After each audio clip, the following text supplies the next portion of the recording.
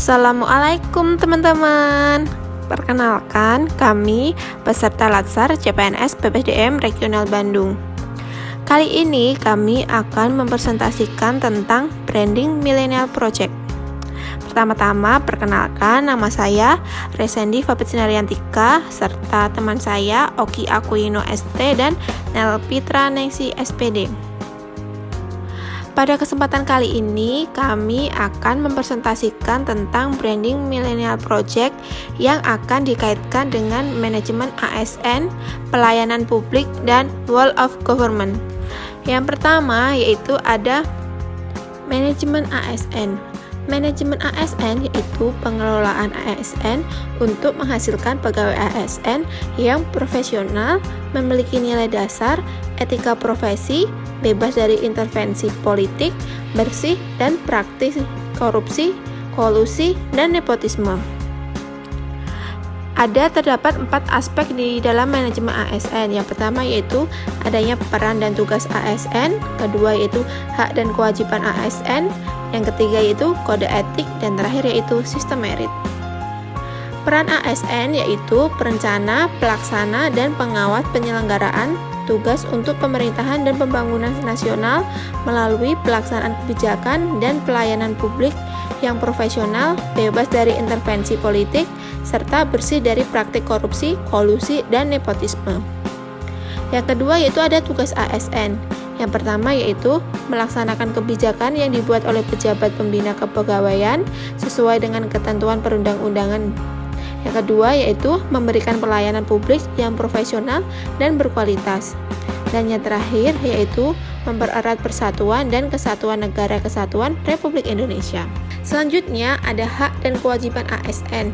Yang pertama yaitu agar dapat melaksanakan tugas dan tanggung jawabnya dengan baik dan meningkatkan produktivitas, menjamin kesejahteraan ASN dan akuntabel, maka setiap ASN diberikan hak berupa gaji, tunjangan, cuti, jaminan hari tua. Sesuai dengan asas proporsionalitas, ASN yang telah memperoleh hak tentu harus menjalankan kewajibannya sesuai dengan tugas dan tanggung jawab. Selanjutnya yaitu ada kode etik. ASN bekerja dengan berlandaskan pada kode etik dan kode perilaku. Kode etik dan kode perilaku ASN yang diatur dalam UU ASN menjadi acuan bagi para ASN dalam penyelenggaraan birokrasi pemerintah dan bertujuan untuk menjaga martabat dan kehormatan ASN. Dan terakhir yaitu sistem merit. Penerapan sistem merit dalam pengelolaan ASN mendukung pencapaian tujuan dan sasaran organisasi serta memberikan ruang bagi transparansi, akuntabilitas, objektivitas, dan keadilan. Komponen pengelolaan ASN dalam sistem merit yang pertama yaitu penyusunan dan penetapan kebutuhan. Yang kedua yaitu penilaian kinerja. Yang terakhir yaitu pengembangan kompetensi, promosi, mutasi, dan penghargaan. Berdasarkan Undang-Undang Nomor 25 Tahun 2009 tentang Pelayanan Publik mengamanatkan pelayanan publik adalah kegiatan atau rangkaian kegiatan dalam rangka pemenuhan kebutuhan pelayanan sesuai dengan peraturan perundang-undangan bagi setiap warga negara dan penduduk atas barang, jasa, dan atau pelayanan administratif yang disediakan oleh penyelenggara pelayanan publik. Berikutnya unsur-unsur dalam pelayanan publik. 3 unsur penting dalam pelayanan publik yaitu yang pertama adanya organisasi penyelenggara pelayanan publik.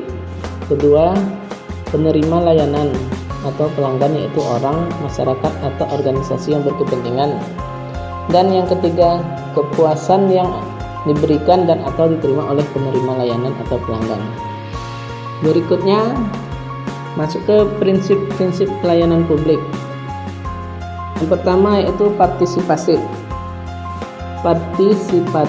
Dalam penyelenggaraan pelayanan publik yang dibutuhkan masyarakat atau pemerintah perlu melibatkan masyarakat dalam merencanakan, melaksanakan, dan mengevaluasi hasilnya.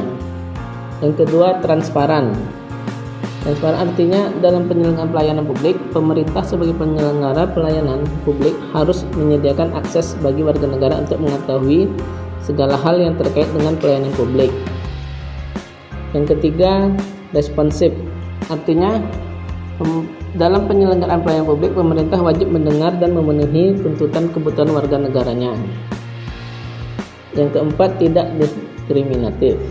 Artinya pelayanan publik yang diselenggarakan oleh pemerintah tidak boleh dibedakan antara satu warga negara dengan warga negara yang lain atas dasar perbedaan identitas warga negara, seperti status sosial, pandangan politik, agama, dan lain-lain. Yang kelima, mudah dan murah. Penyelenggara pelayanan publik di mana masyarakat harus memenuhi berbagai persyaratan dan membayar fee untuk memperoleh layanan yang mereka butuhkan harus diterapkan prinsip mudah. Artinya persyaratan yang dibutuhkan masuk akal dan mudah untuk dipenuhi. Yang keenam, efektif dan efisien. Penyelenggaraan pelayanan publik harus mampu mewujudkan tujuan-tujuan yang hendak dicapainya. Dan cara mewujudkan tujuan tersebut dilakukan dengan prosedur yang sederhana, tenaga kerja yang sedikit, dan biaya murah. Yang ketujuh, aksesibel. Artinya pelayanan publik yang diselenggarakan harus dapat dijangkau oleh warga negara yang membutuhkan dalam arti fisik, dekat, terjangkau dengan kendaraan publik, mudah dilihat, gampang ditemukan, dan lain-lain. Yang kedelapan, akuntabel. Penyelenggaraan pelayanan publik dilakukan menggunakan fasilitas dan sumber daya manusia yang dibayar oleh warga negara melalui pajak yang mereka bayar. Oleh karena itu, semua bentuk penyelenggaraan harus dapat dipertanggungjawabkan secara terbuka kepada masyarakat. 9. Berkeadilan. Penyelenggaraan pelayanan publik yang dilakukan oleh pemerintah memiliki berbagai tujuan. Salah satu tujuan yang penting adalah melindungi warga negara dari praktek buruk yang dilakukan oleh warga negara yang lain. Oleh karena itu, penyelenggaraan pelayanan publik harus dapat dijadikan sebagai alat untuk melindungi kelompok rentan dan mampu menghadirkan rasa keadilan bagi kelompok lemah ketika berhadapan dengan kelompok yang kuat. Berikutnya, prinsip-prinsip pelayanan prima. Yang pertama, responsif terhadap pelanggan atau memahami pelanggan. Yang kedua, membangun visi misi pelayanan. Yang ketiga, menetapkan standar pelayanan dan ukuran kinerja pelayanan. Yang keempat, pemberian pelatihan dan pengembangan pegawai terkait bagaimana memberikan pelayanan yang baik. Dan yang terakhir, memberikan apresiasi kepada pegawai. Selanjutnya yaitu Wall of Government atau WOG. Sebuah pendekatan fungsi dalam ruang lingkup koordinasi yang lebih luas guna mencapai tujuan bersama dalam pembangunan kebijakan, manajemen program, dan pelayanan publik. Cara pelaksanaan WOG: 1. Respon pemerintah terintegrasi. 2. Menghilangkan sekat sektoral. 3. Kerjasama antar instansi pemerintah. 4. Kolaborasi. 5. Koordinasi. 6. Sinergitas. Praktek WOG dalam pelayanan publik. 1. Pelayanan administratif. 2. Pelayanan jasa. 3. Pelayanan barang. 4. Pelayanan regulatif. Manfaat WOG meningkatkan 1. Efisiensi. 2. Sharing. 3. Informasi. 4. Lingkungan kerja. 5. Daya saing. 6. Akuntabilitas. 7. Koherensi kebijakan. Tantangan WOG: 1. Kapasitas SDM dan institusi. 2. Nilai budaya organisasi. 3. Kepemimpinan. Contoh branding Millennial Project. Mal Pelayanan Publik Kabupaten Bekasi. Pendirian MPP yang didirikan Pemkab Bekasi melalui DPMP-TSP bertujuan untuk meningkatkan pelayanan dan mendekatkan diri kepada masyarakat, sehingga mereka mudah untuk mendapatkan berbagai pelayanan karena berkumpul di satu tempat. Selanjutnya yaitu Siskeudes atau Sistem Keuangan Desa, yang dikembangkan Kementerian Dalam Negeri, Kemendes, dan Badan Pengawasan Keuangan dan Pembangunan BPKP bersama aparat pengawasan interpemerintah APIP lainnya yang terdiri dari inspektorat, lembaga, atau Pemda sebagai alat monitoring dan evaluasi keuangan desa agar proses pembangunan desa lebih akuntabel sesuai amanat Undang-Undang Nomor 6 Tahun 2014 tentang Desa. Selanjutnya yaitu aplikasi Sakato. Aplikasi Sakato merupakan inovasi pelayanan publik dari KPPN Padang.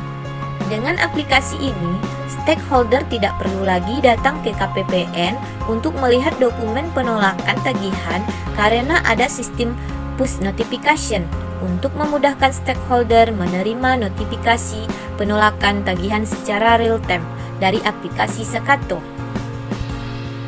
Dan yang terakhir adalah Sapa Warga. Aplikasi Sapa Warga telah dikembangkan oleh Jawa Barat Digital Service, sebuah unit di bawah Dinas Komunikasi dan Informatika Jawa Barat yang fokus terhadap data digital dan geospasial. Sapa Warga dikembangkan secara telaten dengan pendekatan kualitatif maupun kuantitatif untuk menciptakan sebuah aplikasi yang user-friendly bahkan hingga lingkup desa. Sapa Warga menjadi sebuah wujud digitalisasi yang inklusif bagi warga Jawa Barat, khususnya saat ini menyasar pada ruang lingkup RW, menawarkan kemudahan untuk menyampaikan aspirasi, mendapatkan informasi yang terpercaya seputar pemerintahan dan Jawa Barat. Aplikasi ini juga membantu menyederhanakan birokrasi dengan berbagai akses pada fitur layanan publik.